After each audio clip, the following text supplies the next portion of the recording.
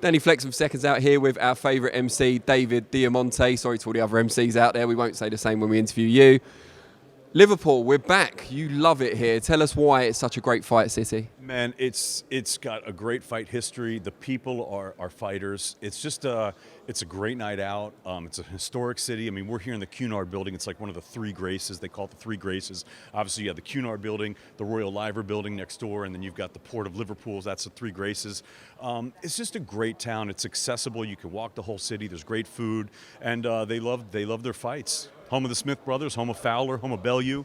It's gonna be a great card this weekend. It's a very deep card as well. Not enough has been said, I don't think, in the build-up about what a great undercard we've got here. Obviously, Callum Smith, John Ryder tops the bill, and so it should. But you've got some really good underfights. Evans, Tennyson, Glover, Callum Smith, of course, as well. What's your kind of favourite that you're most looking forward to? Well, I really like this whole card. So like you said, the undercard's great. I think that Fowler Scarf is a really good scrap, and I think that people are, they don't really know Scarf too much, but they can't count him out. The guy's undefeated, and he's really tough. I think it's going to be a hell of a fight. So I don't think that's not a gimme fight for Fowler. This is a really tough fight he's in. I love the Farrell Mashrodad fight. I mean, this is it's a derby, right? So you got Birkenhead, Liverpool, and I think these guys, I think Farrell is more the technical fighter, and Dodd's more that kind of come forward. But I really have a feeling that it's going to be kind of one of those just both guys in the center of the ring, going toe-to-toe, may the best man win, last man standing. CBS and Craig Glover might be, to me, the sleeper on this card. It's one of those cards. Chris Callum Smith, he had this great fight. The gentleman from Bournemouth, he had this great fight against Riakporhe. It was a really close fight. Yes, he lost a close decision, but I mean, he fought like a warrior in that fight. Trains with Shane McGuigan. He wants redemption. He wants to come back and really prove his mettle. Now, Craig Glover, this is kind of like his last chance. He's Liverpudlian. He's under Tony Bellew. And we've seen him in some great fights. He really stepped up against Simon Vallily, and then he got stopped against kind of a journeyman that it was kind of a tick-over fight for him. And it was just like, whoa, how did that happen? But, sometimes guys can get caught cold, and I think that Glover understands that this is a crossroads fight for him, and this is kind of like do or die right now. And I think that CBS is the type of dance partner that's really going to get him up. So I think he's going to come hard. I think it's going to be a great fight. That should be great. And also Evans Tennyson, man, really exciting fight. Wales v Northern Ireland. Tennyson obviously fought Tevin Farmer for the world title, and we've seen him on a pretty high level. But it's really, that's going to be a great fight. We've also seen Tennyson, kind of get stopped to the body before. So we'll see what Evans what kind of game plan he comes with. But either way, it's a great fight card because anyone on the televised portion is all from the UK. So it's a domestic fight card. I'm saying UK all day or British fights all night. Should be a lot of fun. And before we let you go, when are you flying out to Saudi, and how much are you looking forward to doing it over there? Well, I think this is the most anticipated fight of the year, without a doubt. It's a massive, massive fight. I think there are huge ramifications, not just for the heavyweight division, but for all of boxing with this fight.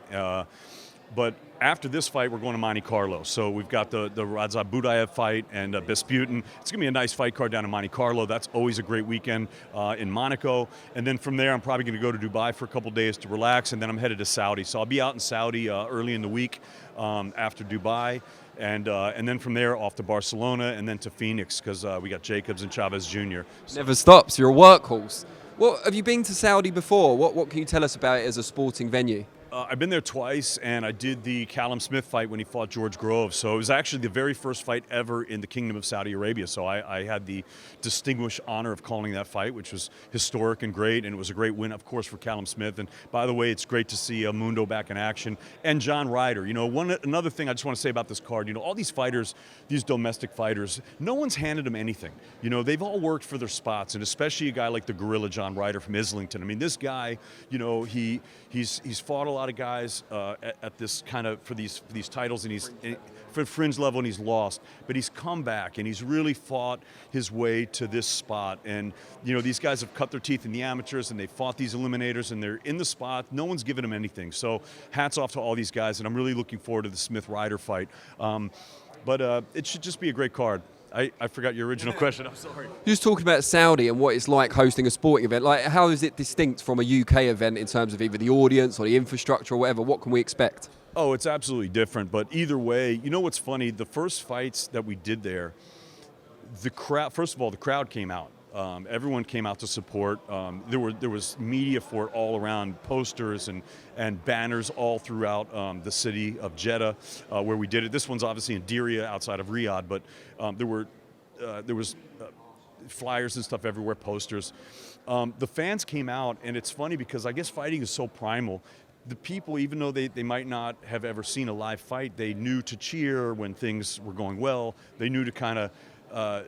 They actually, I don't want to say they booed, but when there was like lulls in the action, they were making noise like, come on, let's fight. You know, they wanted to see action. So they were a very spirited lot, and it was a lot of fun. So I think it's going to be a great crowd out there, and I think you're going to get a lot of people coming from overseas also to see this fight. It's an historic fight.